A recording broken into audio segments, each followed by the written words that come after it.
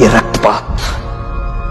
रक्तपात शांति और अहिंसा की नीति पर चलने वाले उन्हीं गांधी जी के कारण हुआ जिन्होंने अपने प्रत्येक भाषण और लेख में क्रांतिकारियों की निंदा की।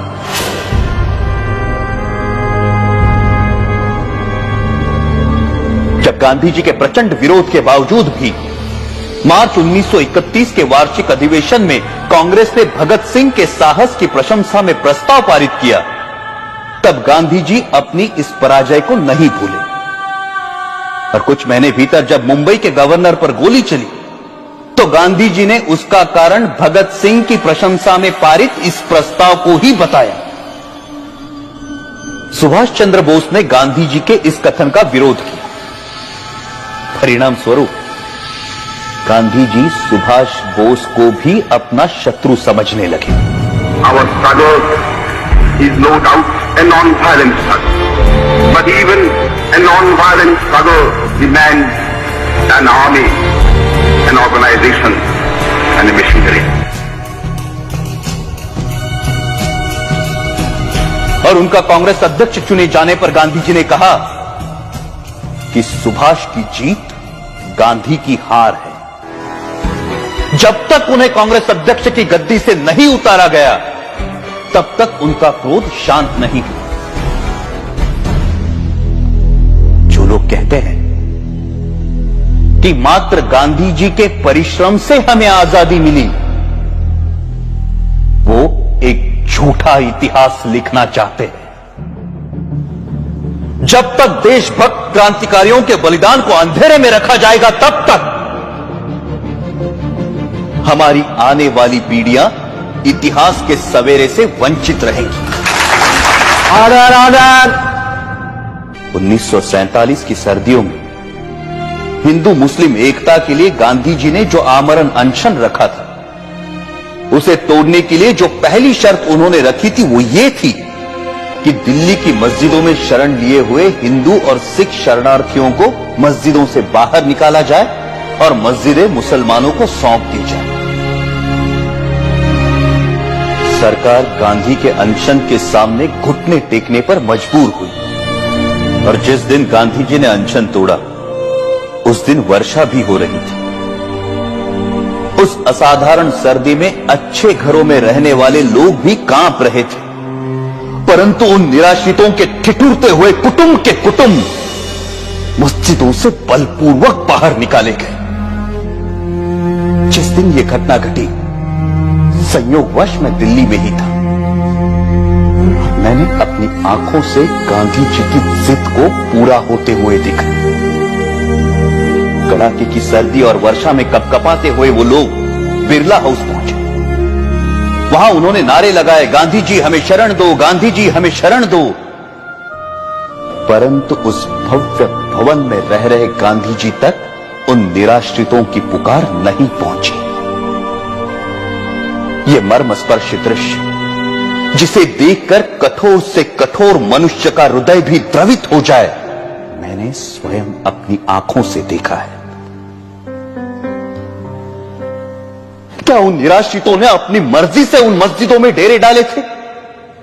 क्या गांधी जी को उन विषम परिस्थितियों की कल्पना नहीं थी जिनसे बाध्य होकर वो बदनसीब उन मस्जिदों में शरण लेने को मजबूर हुए थे? यदि उन मस्जिदों को खाली कराया जाना उचित था तो पाकिस्तान के मंदिर खाली कराकर हिंदुओं को सौंपने की मांग गांधी जी ने क्यों नहीं रखी? यदि वो ऐसा करते तभी यह सिद्ध होता कि गांधी जी निष्पक्षता से हिंदू मुस्लिम एकता के इच्छुक थे। परंतु गांधी जी ने पाकिस्तान और वहां के मुसलमानों के सामने अपना अनशन खोलने के लिए एक भी शर्त नहीं रखी, क्योंकि अपने अनुभव से उन्हें मालूम था कि उनके अनशन का जिन्ना और उनके अनुयायियों पर कोई असर नहीं पड़ता। गांधी जी ने अपने अनशन से भारत सरकार द्वारा पाकिस्तान सरकार को 55 करोड़ रुपए ना देने के निर्णय को भी पलटवाया, जबकि उन्हें भली भांति पता था कि इस रकम का प्रयोग पाकिस्तान भारत के विरुद्ध चल रहे युद्ध में अपनी विजय के लिए करेगा। वो अनेकों बार जिन्ना से मिलने गए और सदा उन्हें जिन्ना भाई अथवा कायदे आजम कहकर संबोधित किया। लेकिन एक भी ऐसा अवसर नहीं आया जब जिन्ना ने उनसे सहयोग की इच्छा प्रकट की हो। गांधी जी की जिस आध्यात्मिक शक्ति और अहिंसा की महिमा का सब जय जयकार करते हैं, वो जिन्ना की दृढ़ता के सामने नपुंसक सिद्ध हुई। जब गांधी जी को यह दिखाई दे चुका था कि वो अपनी आध्यात्मिक शक्ति से जिन्ना को प्रभावित नहीं कर सकते, तो उन्हें अपनी नीति का पुनर्मूल्यांकन करते हुए किसी दूसरे नेता को जिन्ना और मुस्लिम लीग से निपटने का कार्य सौंप देना चाहिए था। परंतु व्यक्तिगत महत्वाकांक्षा राष्ट्रहित पर इतनी भारी पड़ी कि राष्ट्र के दो टुकड़े हो गए।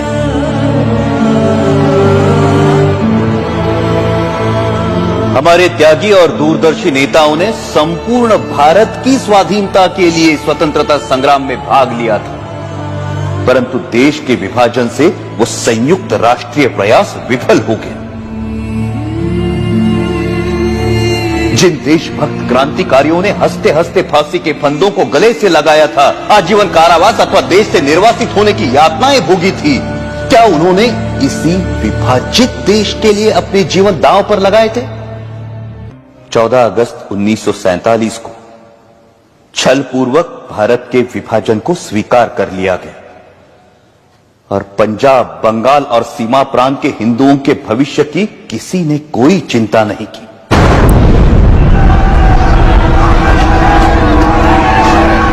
करोड़ों हिंदुओं को मुसलमानों की दया पर छोड़कर गांधी जी कहते रहे कि हिंदुओं को पाकिस्तान छोड़कर भारत पलायन नहीं करना चाहिए। प्रतिदिन हजारों हिंदू पुरुषों का संहार और हजारों हिंदू स्त्रियों की अवमानना होती रही, परंतु उनकी सुरक्षा के लिए भारत सरकार द्वारा पाकिस्तान सरकार पर किसी प्रकार का कोई दबाव नहीं डाला गया।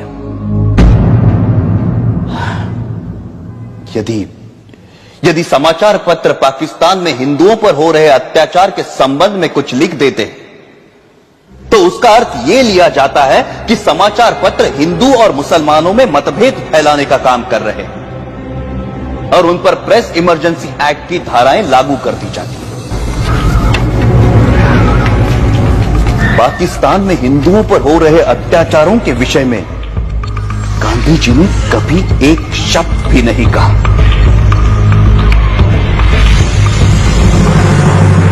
यह कहना अनुचित नहीं कि पाकिस्तान में हिंदू जाति और हिंदू संस्कृति को मिटाने के लिए जो अत्याचार हो रहे हैं, उसका मूल कारण गांधी ही है। यदि भारत की राजनीति को भली भांति संभाला जाता, तो ऐसा संघार जिसका उदाहरण इतिहास में कहीं नहीं मिलता, कभी भी घटित न हुआ होता।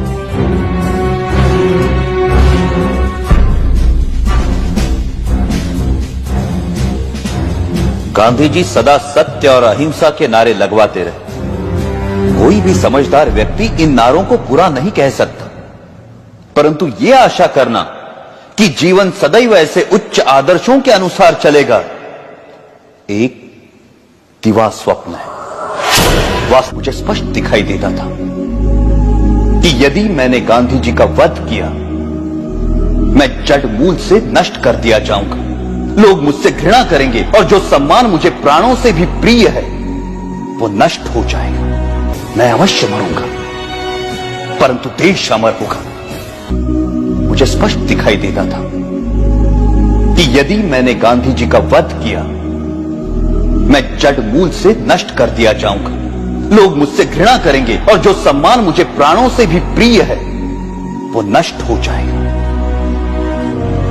परंतु मुझे यह भी दिखाई देता था कि भारत की राजनीति से गांधी जी के प्रस्थान से ही भारत का भाग्योदय होगा और देश एक महाशक्ति बनकर उभरेगा। मैं अवश्य मरूंगा, परंतु देश अमर होगा। मुझे गालियां मिलेंगी, परंतु विश्व में भारत का नाम होगा। और यही सोचकर मैंने गांधी जी का वध करने का निर्णय लिया और अपना यह निर्णय किसी को नहीं बताया। अंततः 30 जनवरी 1948 को मुझे मेरा निर्णय साकार करने में सफलता मिली। यदि देशभक्ति पाप है तो मैं मानता हूं मैं पापी हूं, और यदि देशभक्ति प्रशंसनीय है तो मैं स्वयं को उस प्रशंसा का अधिकारी मानता हूं। मेरे जीवन का अंत तो तभी हो गया था जब मैंने गांधी जी पर गोली चलाई थी। उसके पश्चात तो मैं एक अनासक्त जीवन बिता रहा हूं, और मुझे अपने कृत्य पर कोई पश्चाताप नहीं है। गांधी जी ने इस देश के प्रति जो योगदान दिया है उसके लिए मैं उनका आदर करता हूं, और इसीलिए उन पर गोली चलाने से पहले मैं उनके सामने नतमस्तक हुआ था।